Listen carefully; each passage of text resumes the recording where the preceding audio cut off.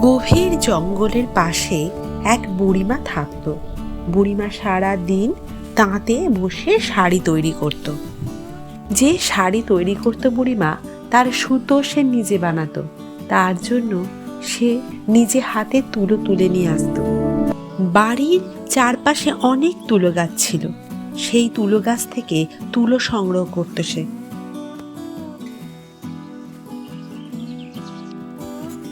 তবে কখনো কখনো ভালো তুলোর খোঁজে গভীর জঙ্গলেও যেতে হতো তাকে।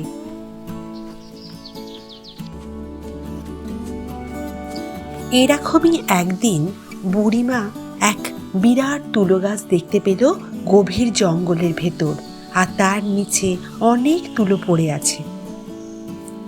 বুড়িমা ঝুড়ি ভর্তি করে তুলো কুড়িয়ে নিয়ে এলো। বাড়িতে এসে বুড়িমা সেই তুলো ফল ফাটিয়ে তুলো বার করতে শুরু করে। এভাবেই একটি বড় ফল ফাটাতে বুড়িমা দেখে অবাক, ভেতরে একটি মেয়ে শুয়ে ঘুমাচ্ছে।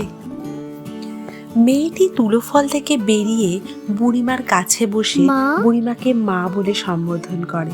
বুড়িমারও তার প্রতি মায়া পড়ে যায়। এইভাবে দুজনে মিলেমিশে থাকতে শুরু করে। বুড়িমা সারাদিন কাপড় বনে, মেয়েটি মন দিয়ে তা দেখে।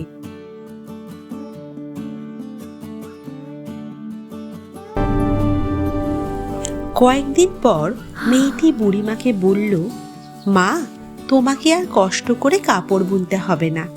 আমি এবার থেকে তোমায় কাপড় বুনে দেব। তুমি খালি বাজারে গিয়ে সেই কাপড় বিক্রি করে পয়সা এনো। মেয়েটির আঙুলের জাদুতে সুন্দর সুন্দর কাপড় তৈরি হতে শুরু করে। তা দেখে বুড়িমা অবাক হয়ে যায়। আর সেই কাপড় বুড়িমা বাজারে গিয়ে বিক্রি করে। খুব তাড়াতাড়ি বিক্রি হয়ে যায় সেই কাপড়, কারণ সেই কাপড় ছিল অনেক উন্নত মানের। এর ফলে বুড়িমার নাম যশ সবকিছুই বৃদ্ধি পেতে থাকে। ক্রমে বুড়িমার নাম চারিদিকে ছড়িয়ে পড়ে এবং রাজার কানে গিয়ে পৌঁছায়। রাজা তার বোনের বিবাহের জন্য সুন্দর কাপড় বুনতে দেবে বুড়িমাকে দিয়ে তা ঠিক করে ফেলে। তার জন্য রাজ সেপাহীকে পাঠানো হয় বুড়িমার কাছে। রাজকন্যার জন্য বুড়িমা কাপড় তৈরি করতে আরম্ভ করে, কিন্তু অতি পরিশ্রম বৃদ্ধ শরীর সহ্য করতে পারে না। অসুস্থ হয়ে পড়ে বুড়িমা। তখন মেয়েটি রাজকন্যার জন্য বিয়ের পোশাক তৈরি করে। বুড়িমা অসুস্থ হওয়ায় মেয়েটি নিজেই সেই কাপড় রাজবাড়িতে পৌঁছে দিতে যায়। রাজা সেই কাপড় দেখে অবাক হয়ে যায়, আর মেয়েটিকে দেখে তার ভারী ভালো লাগে। রাজমাতা মেয়েটির সাথে রাজার বিয়ে দেওয়ার ব্যাপারে বুড়িমার সাথে কথা বলে। বুড়িমা তা শুনে ভারী খুশি হয় এবং মেয়েটির সঙ্গে রাজার সম্বন্ধ হওয়ায় সে রাজি হয়ে যায়।